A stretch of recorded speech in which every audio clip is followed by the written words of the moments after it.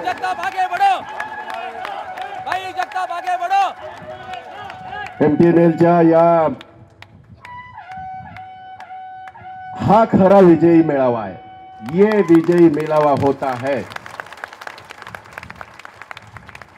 गली कुछ में से कुछ लोगों को साथ में यहां लाके पटाखे बजा के मेळावा नहीं होता है. ये मेळावा होता है. भाई जगताप आगे बढ़ो, भाई जगताप और आगे बढ़ो। बावजूद के इसके हमने रिक्वेस्ट की थी, हमें थोड़ा वक्त दे दीजिएगा, नहीं दिया गया. मंत्री महोदय, आपको कहना चाहता हूं, ये अपने आप सारे आए हुए हैं. कोई भी उनको, कोई भी इतनी भी उनको सहूलियत नहीं दी गई है, हालांकि बाकी को लोगों को दी जाती है.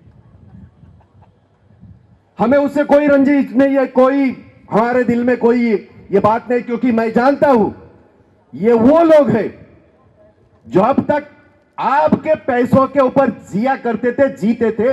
आपने जवाब दिया उन्हें मुंह तोड़ कि कैसे काम होता है, आपने जवाब दिया है.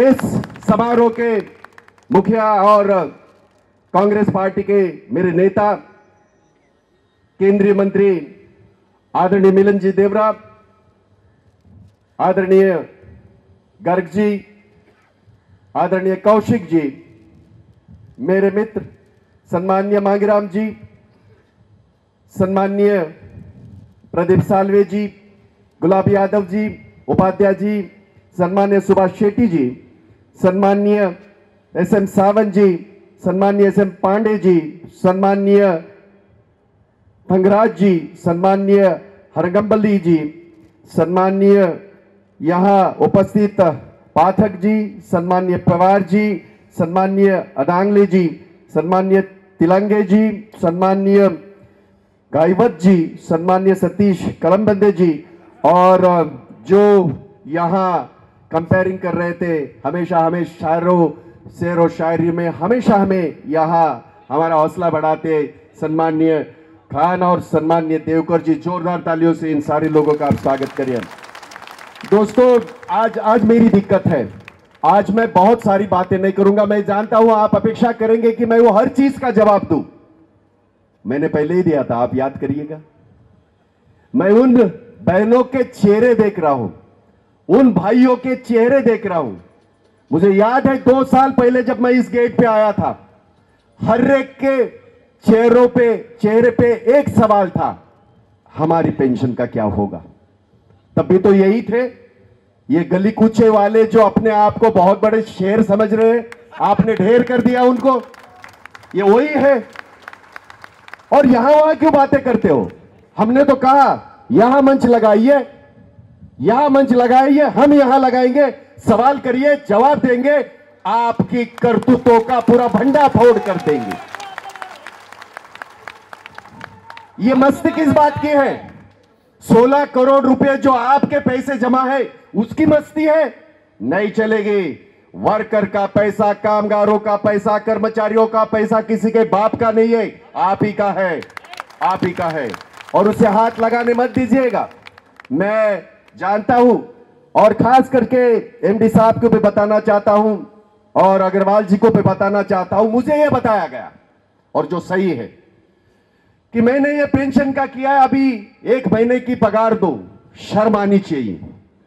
अगर वो जो इंसान वाकई अगर अपने दिल को पूछे, अपने जमीर को पूछे कि ये किसने किया, तो वो जवाब देगा सिर्फ और सिर्फ सोनिया गांधी के आशीर्वाद से, सिर्फ और सिर्फ कपिल सिब्बल जी के आशीर्वाद से, सिर्फ और सिर्फ मिलिंद देवरा के इनिशिएटिव से यह हुआ है. ये मैं बता दूं आपको. ये अधिकारियों की थोड़ी प्रॉब्लम है, उन्हें गाना गाना पड़ता है कभी कभी. हमेशा मत गाइएगा, क्योंकि मैंने, आपको याद है हम लोगों ने एक बहुत बड़ा मोर्चा निकाला था और ऐसे ही हिस्टोरिक, इससे ज्यादा ये हो गई. मैं आप लोगों को सलाम करता हूं, सबको सलाम करता हूं कि आपने जिस तादाद में आज आप लोग खड़े हैं, वाकई मुझे आज फख्र हो रहा है इस बात का कि इस इशू को, जो पूरा 1.5 इशू था, उसको उठा के आज लोगों को, उनके सारे फैमिलियों को हम कुछ कर सके. इस बात का मुझे बहुत बड़ा फख्र है. आज आपके चेहरों पे जो खुशी देखता हूं, बहुत फख्र महसूस करता हूं. दोस्तों मेरी दिक्कत यह है कि मेरा बजटरी सेशन है, मैंने पहले भी कहा था, मिलिंद जी ने मुझे वार्निंग किया था।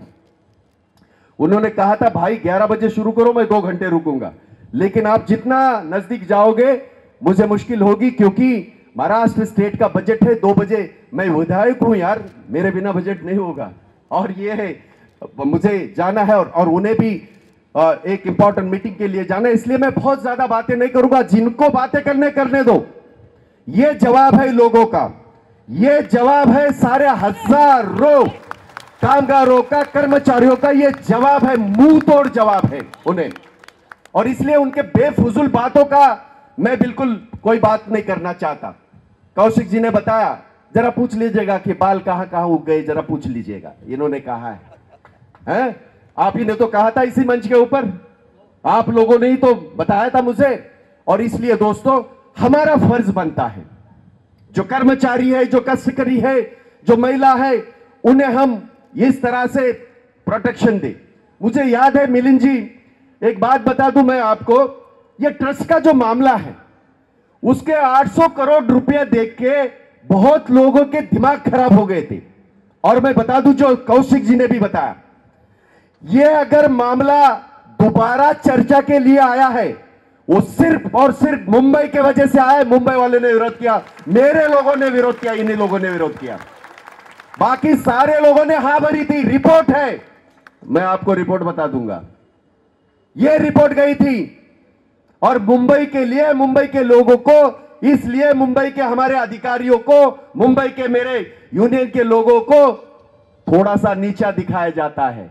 मैं जानता हूं, अब नीचे देखने की आवश्यकता नहीं, हम उठ चुके हैं, बहुत बहुत जमीन के ऊपर जो उठा है, आसमां की तरफ देखने वालों को यह चिंता करने की जरूरत नहीं कि सामने वाला क्या कह रहा है, तुम क्या कह रहे हो, वो ज्यादा मायने रखता है। और इसलिए मैं आप लोगों की माफी चाहता हूं कि मैं जानता हूं कि हर एक जन जानता है, महिलाएं खास करके, भाई असं बोला जरा, तुम्ही जरासं थोडंसं असं जरा ठोका नाही। आज आपण ठोकायचं बिकायचं नाही, आज आपण आपल्या कृतीने आपण ठोकलंय। मला आश्चर्य वाटतं, लाज वाटायला पाहिजे अशा पद्धतीच्या मेळावा घ्यायला। कसल्या आधारावर मेळावा घेताय तुम्ही? काय अधिकार आहे तुम्हाला? कसला अधिकार आहे तुम्हाला? काय केलंय लोकांसाठी? वर्गण्या काढून त्या ठिकाणी सगळीकडे आपलं पोट भरणाऱ्या। एक बात मैं बताना चाहता हूं गर्ग साहब, आपको सुननी है इस बात को, क्योंकि ये बात, और मंत्री महोदय का भी ध्यान आकर्षित करना चाहता हूं। उनके लोग जो उनको चाहते हैं, चाहने वाले उनके हैं, हम कबूल करते इस बात को, वो अपनी पगार दे, अपनी पूरी सैलरी दे या अपनी सर्विस दे, हमें कोई लेन देन नहीं। लेकिन एमटीएनएल के किसी भी वर्कर का, किसी भी कर्मचारी का अगर पैसा कटता है किसी इलेक्शन के लिए, हम आपको माफ नहीं करेंगे, हम आपको माफ नहीं करेंगे। ये मैं बता रहा हूं आपको। इस तरह की बातें हो रही है की मी केलं, आता मला 1 महिन्याचा पगार द्या। अरे लाज वाटली पाहिजे। साधा चहा सुद्धा हा भाई जगताप तुमचा घेत नाही, माझा मिलिंद देवरा घेत नाही। आम्ही नाही असल्या प्रकारे काय कमी करत। लोकांना देण्याची भूमिका ठेवली, लोकांसाठी काम करण्याची भूमिका ठेवली, लोकांसाठी आयुष्यभर 26 वर्ष झगडत आलेलो आहोत। एकही डाग लावून घेतलेला नाही या माझ्या सदऱ्याला। हे असल्या लोकांनी आम्हाला शिकवण्याची गरज नाही। ज्यांची पोट गल्ली बोळामध्ये लोकांवर अन्याय करून ज्यांनी पोट भरतात स्वतःची, त्यांनी आम्हाला सांगण्याचा प्रयत्न करू नये। आणि म्हणून माझी वॉर्निंग आहे कि नका आता आयुष्याशी खेळू आमच्या। मैं जानता हूं कि आप लोग मेरे से अपेक्षा करते हैं, मैंने भी अपेक्षा की थी। कपिल सिब्बल साहब को भी हमने कहा था और देवरा साहब को भी हमने कहा है, मिलिंद देवरा जी को, कि मर्जर होना जरूरी है और मर्जर होगा, मर्जर होगा।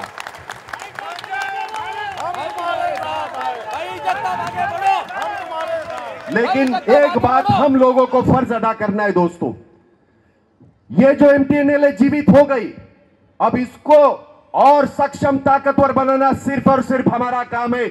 हम लोग पूरी मेहनत से एमटीएनएल को दोबारा रिवाइव करेंगे। आप हमें कार्यक्रम बता दीजिए, हम कार्यक्रम को फॉलो करेंगे। कहीं भी हमारी मीटिंग होगी आप में बुला लीजिएगा। ये बिल्कुल सही है गर्ग साहब कि आप लोगों ने एक बहुत ही ऐतिहासिक कदम उठाया है।